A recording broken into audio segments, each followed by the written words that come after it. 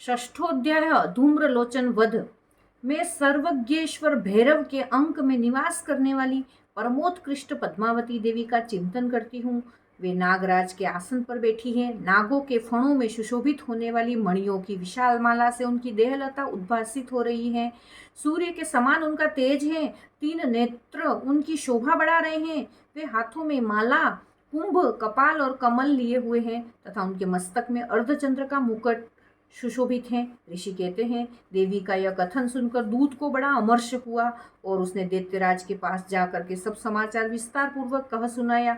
दूत के उस वचन को सुनकर दैत्यराज कुपित हो उठा और दैत्य सेनापति धूम्रलोचन से बोला, धूम्रलोचन, तुम शीघ्र अपनी सेना साथ लेकर जाओ और उस दुष्टा के केश पकड़कर घसीटते हुए उसे बलपूर्वक यहाँ ले आओ। उसकी रक्षा करने के लिए यदि कोई दूसरा खड़ा हो तो वह देवता, यक्ष अथवा गंधर्व ही क्यों न हो, उसे अवश्य मार डाला। ऋषि कहते हैं, शुंभ के इस प्रकार आज्ञा देने पर वह धूम्रलोचन दैत्य 60,000 असुरों की सेना को साथ लेकर वहां से तुरंत चल दिया। वहां पहुंचकर उसने हिमालय पर रहने वाली देवी को देखा और ललकार कर कहा, अरे तू शुंभ और निशुंभ के पास चल। यदि इस समय प्रसन्नता पूर्वक मेरे स्वामी के समीप नहीं चलेगी तो मैं बलपूर्वक जोंटा पकड़कर घसीटते हुए तुझे ले चलूंगा। देवी बोली, तुम्हें दैत्यों के राजा ने भेजा है।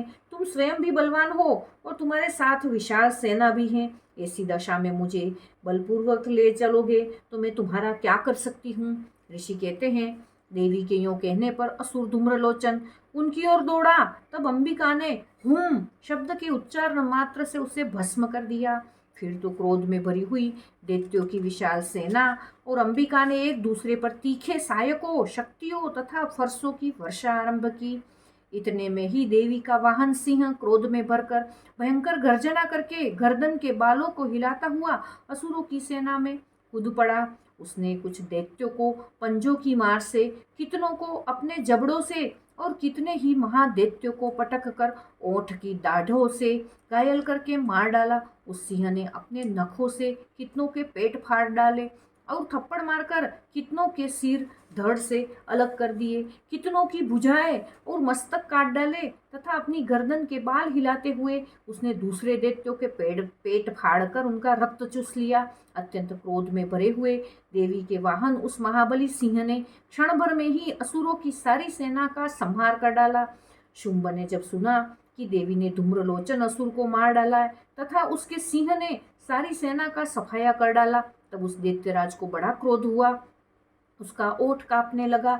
उसने चंड और मुंड नामक 2 महादैत्यों को आज्ञा दी, हे चंड और हे मुंड, तुम लोग बहुत बड़ी सेना लेकर वहां जाओ। उस देवी के जोंटे पकड़कर अथवा उसे बांधकर शीघ्र यहाँ ले आओ। यदि इस प्रकार उसको लाने में संदेह हो तो युद्ध में सब प्रकार के अस्त्र शस्त्रों तथा समस्त आसुरी सेना का प्रयोग करके उसकी हत्या कर डालना। उस दुष्टा की हत्या होने तथा सिंह के भी मारे जाने पर उस अंबिका को बांधकर साथ ले शीघ्र ही लौट आना। इस प्रकार श्री मार्कंडेय पुराण में सावर्णिक मनवंतर की कथा के अंतर्गत देवी महात्म्य में धूम्रलोचन वध नामक 6वां अध्याय पूरा हुआ। बोलो अम्बे मात की जय।